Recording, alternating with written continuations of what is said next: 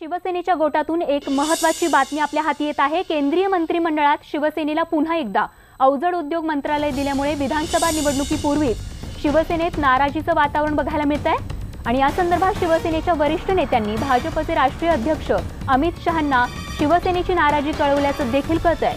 तसंच खातं बदलून मिळावं अशी देखील मागणी करण्यात आली आहे। महाराष्ट्रात याच वर्षी ऑक्टोबर महिन्यात विधानसभा निवडणुका होणार आहेत आणि त्यामुळे शिवसेनेच्या नाराजीची आता भाजप किती दखल घेणार हे पाहणं महत्त्वाचं ठरणार आहे।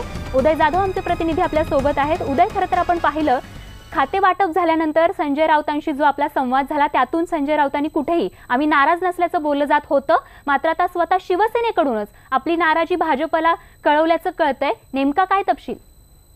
आपण बघतो की सातत्याने शिवसेनेच्या पदरामध्ये अवजड उद्योग मंत्रालय दिल्यामुळे शिवसेनेची नाराजी होती। 2019च्या या नवीन मंत्रिमंडळ विस्तारामध्ये देखील शिवसेनेचे केंद्रीय मंत्री अरविंद सावंत यांनी अवजड उद्योग मंत्र्यांची शपथ घेतली आणि आजच ते या मंत्रालयाचा पदभार देखील स्वीकारणार आहेत। मात्र हे अवजड उद्योग मंत्रालय शिवसेनेला पुन्हा देण्यात येऊ नये आणि या संदर्भातली नाराजी आहे ती शिवसेनेने उघडपणे भाजपचे राष्ट्रीय अध्यक्ष अमित शहा यांच्याकडे कळवलेली आहे। भाजपचे राष्ट्रीय अध्यक्ष अमित शहा या संदर्भात काय निर्णय घेतात हे पाहावं लागणार आहे, कारण याच वर्षी महाराष्ट्रातल्या विधानसभा निवडणुका देखील आहेत आणि या विधानसभा निवडणुकीच्या आधी शिवसेनेची नाराजी भाजपला परवडणारी नाही। त्यामुळे शिवसेनेला सोबत घेऊन ही निवडणूक लढवायची आहे। त्यामुळे शिवसेनेची मागणी कधी आणि केव्हा पूर्ण करतात हे आता पाहावं लागणार आहे। अगदी उदय, त्यामुळे शिवसेनेच्या या मागणीची दखल भाजप घेतं का हे पाहणं महत्त्वाचं ठरणार आहे। धन्यवाद या माहितीसाठी।